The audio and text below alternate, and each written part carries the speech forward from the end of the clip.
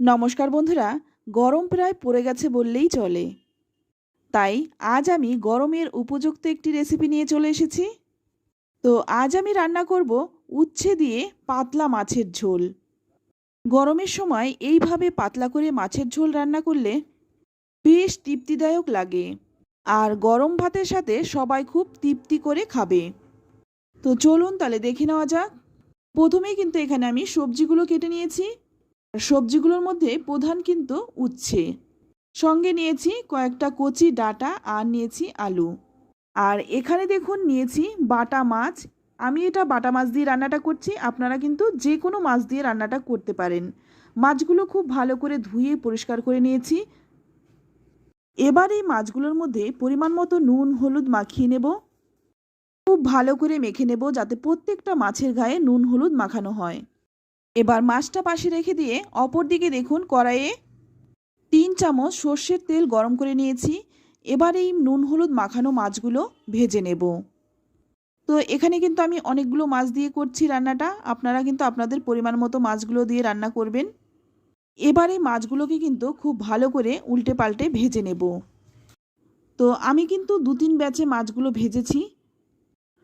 তো একে একে দেখুন সমস্ত মাছগুলো কিন্তু ভেজে তুলে নিয়েছি।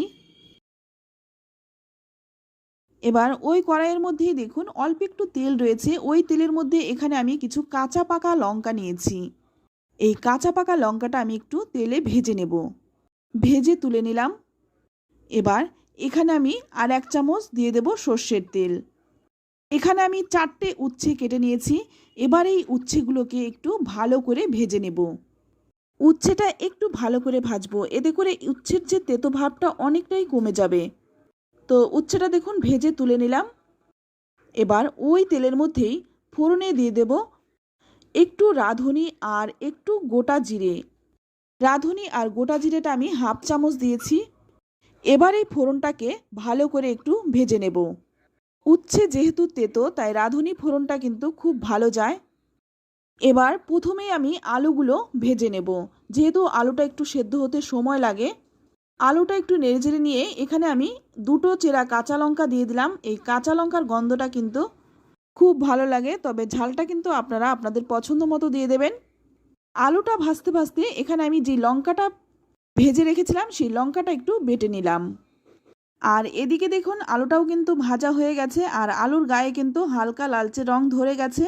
এবার এর মধ্যে দিয়ে দিচ্ছি কেটে রাখা ডাঁটাগুলো, দিয়ে দিচ্ছি পরিমাণ মতো লবণ, আর দিয়ে দিচ্ছি 1 চামচ হলুদ গুঁড়ো, আর দিচ্ছি 2 চামচ ধনে গুঁড়ো। এবার এই মশলাগুলো খুব ভালো করে মিশিয়ে নেব। 2-3 মিনিট সময় নিয়ে একটু কষিয়ে নেব। এখানে ডাঁটাটা কিন্তু খুব কচি, তাই আলুটা কিন্তু ভালো করে ভেজে নিয়ে তবে ডাঁটাটা দেবেন। এবার গ্যাসের আঁচটা লো টু মিডিয়ামে রেখে 2 মিনিট ঢেকে রাখবো। 2 মিনিট পর দেখুন ঢাকনাটা খুলে নিয়েছি। এবার একটু নেড়েচেড়ে নিয়ে এখানে আমি যেই লঙ্কাটা বেটে রেখেছিলাম সেই লঙ্কাটা দিয়ে দিলাম।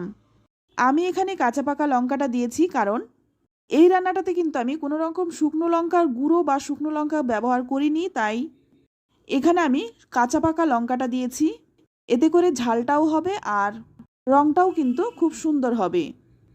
আর এখানে কিন্তু আমি 1 চামচ চিনি দিয়েছি স্বাদটা ব্যালেন্সের জন্য। তারপর ভালো করে মিশিয়ে নিয়ে দিয়ে দিলাম গরম জল। জলটা একটু বেশি দিয়েছি কারণ এটা কিন্তু একটু ঝোলঝোল হবে। ঝোলটা ফুটতে থাক, এদিকে আমি একটা ফ্রাইং প্যানের মধ্যে নিয়ে নিলাম 1 চামচ গোটা জিরে। এবার এই গোটা জিরেটা একটু শুকনো খোলায় ভেজে নেব। আমি কিন্তু এখানে কোনো পেঁয়াজ রসুনের ব্যবহার করিনি, তাই এই ভাজা জিরের গন্ধটা কিন্তু এই রান্নাটায় খুব ভালো যায়, তাই অবশ্যই কিন্তু জিরেটা একটু ভেজে দেবেন। এবার আমি শিলে বেটে নেব। আর এদিকে দেখুন ঝোলটা কিন্তু 5-6 মিনিট সময় নিয়ে ভালো করে ফুটিয়ে নিয়েছি, আর ঝোল কিন্তু আগের থেকে অনেকটাই কমে গেছে। এবার এর মধ্যে দিয়ে দিচ্ছি ভেজে রাখা মাছগুলো। খুব হালকা হাতে মাছগুলো একটু মিশিয়ে নেব যাতে মাছগুলো ভেঙে না যায়। মাছটা দিয়ে একটু ফুটিয়ে নেব। আর এদিকে দেখুন জিরেটা কিন্তু বেটে নিয়েছি। তো মাছগুলো দিয়ে ঝোলটা কিন্তু একটু ভালো করে ফুটাতে হবে, এতে করে কিন্তু মাছের গন্ধটা ঝোলের সাথে মিশে যাবে। এবার এখানে দিয়ে দিচ্ছি ভেজে বেটে রাখা জিরেটা। জিরেটা দিয়ে আবারও কিন্তু একটু ভালো করে নেড়েচেড়ে মিশিয়ে নেব। তারপর এখানে দেখুন যে ভেজে রেখেছিলাম উচ্ছেটা, সেটা এখন আমি দিয়ে দিচ্ছি। উচ্ছেটা একটু ভালো করে মিশিয়ে নিচ্ছি, যাতে করে উচ্ছের গন্ধটা ঝোলের সাথে মিশে যায়। আর এভাবে উচ্ছেটা দিলে কিন্তু একদম তেতো হবে না, খেতে অসাধারণ হয়। উচ্ছেটা দিয়ে একটু ফুটিয়ে নিয়ে তারপর একটা ঢাকা দিয়ে 2 মিনিট রেখে দেব। তারপর 10 মিনিট স্ট্যান্ডিং টাইম রেখে নামিয়ে নেব। তো দেখুন বন্ধুরা, মাছের ঝোলটা দেখতে যতটা সুন্দর, খেতেও কিন্তু ভীষণ ভালো হয়। একবার হলেও এই গরমে উচ্ছে দিয়ে মাছের এই রেসিপিটি বানিয়ে খান। আশা করছি ছোট থেকে বড় কেউ কিন্তু অপছন্দ করবে না, সবাই আঙুল চেটে খাবে। মাছের এই রেসিপিটি একবার বানিয়ে খান, খেয়ে তারপর কমেন্টে লিখে জানান খেয়ে আপনাদের কেমন লাগলো।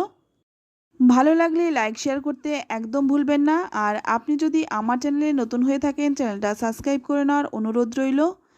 আজ এই অবধি, আবারও নিয়ে আসবো অন্য কোনো নতুন রেসিপি। ততক্ষণ সকলে ভালো থাকবেন, সুস্থ থাকবেন, আর সকলকেই ধন্যবাদ।